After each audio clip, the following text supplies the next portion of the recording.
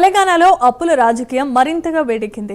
BRS ప్రభుత్వ హయాంలో చేసిన అప్పులపై కాంగ్రెస్ చేస్తున్న దుష్ప్రచారంపై ఆ పార్టీ తీవ్ర స్థాయిలో మండిపడుతోంది. 2.5 ఏళ్ల కాలంలో కాంగ్రెస్ ప్రభుత్వం రాష్ట్రంపై మోపిన అప్పుల గురించి వివరిస్తూ మాజీ మంత్రి బీఆర్ఎస్ నేత హరీష్ రావు మంత్రి జూపల్లి కృష్ణారావుకు బహిరంగ లేఖ రాశారు. ఈ లేఖతో పాటు అప్పులకు సంబంధించిన వీడియోస్, ఇతర ఆధారాలను వాట్సాప్ ద్వారా పంపించారు. బీఆర్ఎస్ ప్రభుత్వ హయాంలో తీసుకున్న అప్పుల గురించి ముఖ్యమంత్రి అనుముల రేవంత్ రెడ్డి, ఇతర మంత్రులు పదే పదే దుష్ప్రచారం చేస్తున్నారని తన లేఖలో పేర్కొన్నారు. ఆయన తాము చెప్పిన లెక్కలు పూర్తిగా వాస్తవమని, ఆధారాలతో సహా ఎన్నిసార్లు వివరించినా కాంగ్రెస్ తీరు మారకపోవటం శోచనీయమని అన్నారు. 9.5 ఏళ్ల పాలనలో బీఆర్ఎస్ ప్రభుత్వం తీసుకున్న రుణాలు, ప్రభుత్వ గ్యారంటీ ఇచ్చి చెల్లించే రుణాలు మొత్తం కలిపితే 4,17,000 కోట్ల రూపాయలు మాత్రమే. తాను అసెంబ్లీలో చెప్పిన ఈ లెక్కలకు కట్టుబడే ఉంటానని, ఎక్కడైనా చర్చకు సిద్ధమని గతంలోనే స్పష్టం చేసినట్లుగా హరీష్ రావు గుర్తు చేశారు.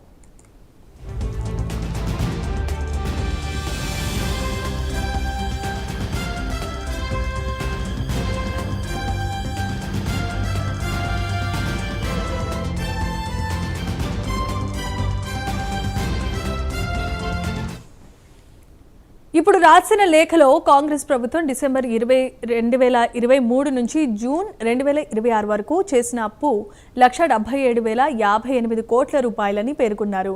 కానీ రిజర్వ్ బ్యాంక్ ఆఫ్ ఇండియా లెక్కల ప్రకారం అయితే జూన్ 30, 2026 నాటికి కాంగ్రెస్ ప్రభుత్వం చేసిన మొత్తం అప్పులు 1,86,067 కోట్లన్నారు.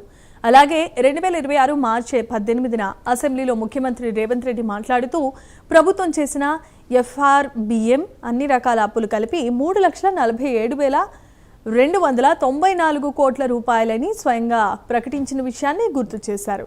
తాము మాట మార్చడం లేదని, పూటకో తీరుగా అంకెలు మార్చి చెప్పడం లేదని కూడా అన్నారు. ఇప్పటికీ తమ లెక్కల ప్రకారం సుమారు 4.5 లక్షల కోట్ల అప్పు వివిధ మార్గాల ద్వారా కాంగ్రెస్ ప్రభుత్వం తీసుకున్న విషయం బహిరంగ రహస్యమేనన్నారు. బీఆర్ఎస్ ప్రభుత్వం చేసిన అప్పులపై తాను అసెంబ్లీలో చేసిన ప్రసంగం, వీడియో, కాంగ్రెస్ ప్రభుత్వం చేసిన అప్పులపై ముఖ్యమంత్రి రేవంత్ రెడ్డి అసెంబ్లీలో చేసిన ప్రకటన వీడియో, అలాగే అప్పులకు సంబంధించిన ఆర్బీఐ అధికారిక లెక్కలను మంత్రి జూపల్లికి వాట్సాప్ ద్వారా పంపుతున్నానన్నారు. వాటిని పరిశీలించి వాస్తవాలు తెలుసుకొని ఇకనైనా తప్పుడు ప్రచారం మానుకోవాల్సిందిగా హితవు పలికారు. ఇదే అంశానికి సంబంధించి మరిన్ని అప్డేట్స్ మా కరెస్పాండెంట్ చందు అందిస్తారు. చందు, చెప్పండి.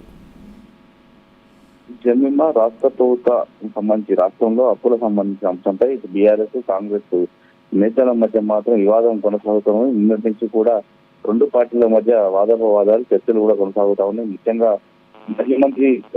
మంత్రి జూపల్లి కృష్ణారావు క్రితమే హరీష్ రావు లేఖ రాశారు. ముఖ్యంగా బీఆర్ఎస్ ప్రభుత్వ హయాంలో చేసిన అప్పుల గురించి ముఖ్యమంత్రికి, అదేవిధంగా మిగతా మంత్రివర్గ సభ్యులు పదే పదే దుష్ప్రచారం చేస్తా ఉన్నారు.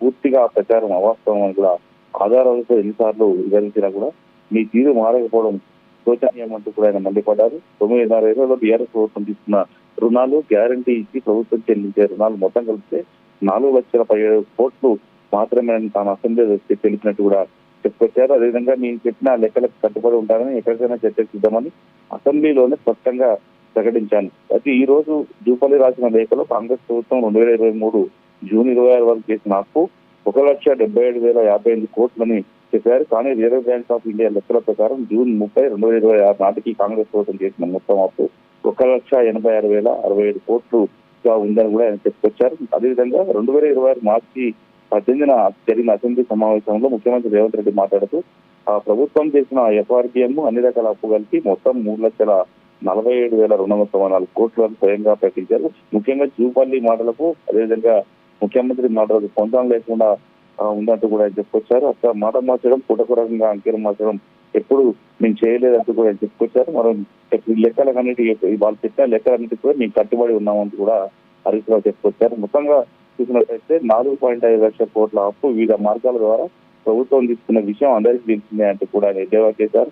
ముఖ్యంగా జూపల్లి కృష్ణారావుకు బీఆర్ఎస్ ప్రభుత్వం చేసిన అప్పుల విషయంలో అసెంబ్లీలో హరీష్ రావు తాను చేసిన ప్రసంగ వీడియో సంబంధించి ప్రసంగ వీడియో, అదేవిధంగా ముఖ్యమంత్రి ప్రసంగ వీడియోను జూపల్లి కృష్ణారావుకు వాట్సాప్ ద్వారా పంపిస్తున్నానని కూడా ఆయన చెప్పుకొచ్చారు. వాటిని ఒకసారి పరిశీలించి వాస్తవాలు తెలుసుకోవాలి, ఇకనైనా అప్పుల విషయంలో తప్పుడు ప్రచారం మానుకోవాలని కూడా ఇతవపడుతున్నట్టు కూడా ఆయన చెప్పుకొచ్చారు. మొత్తంగా చూసినట్లయితే ఈ రగడ అయితే కొనసాగుతుంది. మరి కాసేపట్లో జూపల్లి కృష్ణారావు సోమాజిగూడ ప్రెస్ క్లబ్ కు చర్చకు సిద్ధమంటూ కూడా అక్కడ రాబోతున్నారు. బీఆర్ఎస్ పార్టీ నుంచి మాత్రం ఎవరు అక్కడికి వెళ్ళడం, ఎందుకంటే ఇప్పటికే దానికి సంబంధించి ఉదయమే హరీష్ రావు కూడా స్వయంగా ఆయన లెక్కలతో సహా బయటపెట్టారు కాబట్టి ఇంకా టీఆర్ఎస్ ఈ అంశం విషయంలో అసెంబ్లీలో చర్చించాలని కూడా డిసైడ్ అయినట్టుగా తెలుస్తా ఉంది. Right, thanks for the updates Chandu.